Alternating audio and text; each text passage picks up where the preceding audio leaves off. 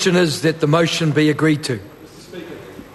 I call the Honourable Member Stuart Nash. Thank you very much, Mr. Speaker. As the Minister said, there is some very good legislation in this bill, Mr. Speaker. The Finance and Expenditure Select Committee went through it with a fine-tooth comb, and on nearly every single point we came to agreement, we came to consensus, and we agreed that this is fantastic legislation. This bill, as it stands, Mr. Speaker, reaches to about 130 pages, and about 129 and a half of these pages we were in full agreement. But, Mr. Speaker, there were two lines in this bill that we did not agree with. These are lines that were at the very end of this bill, clause 110 out of 110, and those two lines read, Mr. Speaker, no gift duty is payable under the Estate and Gift Duties Act 1968 in relation to a gift made on or after the 1st of October 2011. And, Mr. Speaker, that is the shame of this bill. Labor will not be supporting this. It will not be supporting this bill because of those two lines. We believe that the abolition of gift duty is not a good step for New Zealand or for the New Zealand tax system. As the Minister mentioned, this has been around since 1885, I think he said. And Mr. Speaker, what we have here is this bill was actually part of gift duty and estate duties bill. Estate duty was abolished about 30 years ago, but they left gift duties. But they left gift duties for a very good reason, and that is because at the time they understood that gift duties stopped avoidance behaviour, which we are very, very concerned this will happen. As we know, Mr. Speaker, in the last few budgets under Labor and under National, the IRD has been given significant amounts of money to chase those who avoid tax. I think about $100 million, or in excess of $100 million, to chase those who are avoiding tax. Well, as the IRD themselves will know, Mr. Speaker, what this bill will do is in fact make it easier for certain sections of our society to avoid tax. And that $100 million will now have to be spread a lot wider as they seek to find a lot of avoidance activity that is going to take place. Now, let me give an example. There are 325 fraud cases that the IRD is looking at the moment. 4 of those cases total $420 million. Just 4 of those. Now, Mr. Speaker, we have received advice that, in fact, if the House abolishes gift duty, there will be a lot more of this money go round, as it will make it incredibly easy. In fact, it will drop any barrier to the movement of money between legal entity and trusts and companies and whatever, and so on and so forth. This just adds to the overall complexity that the IRD faces in terms of chasing those who defraud the tax system or who engage in avoidance behaviour. Now, Mr. Speaker, what I would like to do, and I very rarely do this, I would like to read out a good chunk of the Labor Party's minority report on this. It's not that long, but it's very important. What we said is the New Zealand Labor Party believe that the analysis upon which gift duty abolition is based is fundamentally flawed.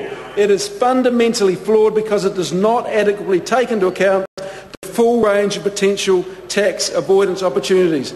And we grilled the IRD on this. The IRD, by and large, in fact, not by and large, in my short, brief experience in this House, the FEC, the IRD officials are very, very good at what they do. They answer questions brilliantly, but I got the very strong impression that they were operating under orders. This is what the Minister wants, this is what this government wants, therefore do it. Ram it through. And it was probably one of the very few times where I was not convinced that the IRD was happy with the legislation that was going through.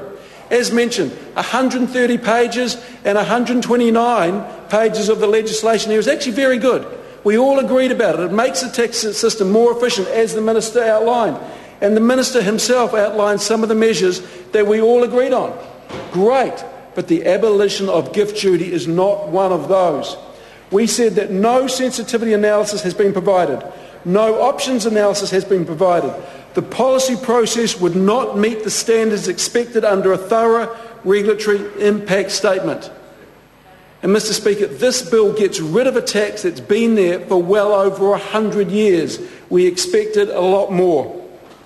We said we're concerned that the analysis does not address any of the social equity concerns raised by a number of submitters and Labor members on the committee. We believe in the first instance that any legislation proposing the abolition of gift duty should at least be delayed until the Law Commission's review of trust law is complete. And we made this clear. We asked the officials, why can't you hold off? Just hold off, and then if the Law Commission comes out with a ruling or a strong view or a strong recommendation on trust law, bring it back to FEC and we'll consider it. We will consider it. We understand the compliance costs around administering this tax. But they wouldn't hear that. And they wouldn't hear that because the Minister, Peter Dunn, made a deal with the National Party, and the National Party accepted that deal as a part of his support, as a part of that member's support. And it was bad law. It's resulted in bad, inequitable law, and Mr. Bennett knows that.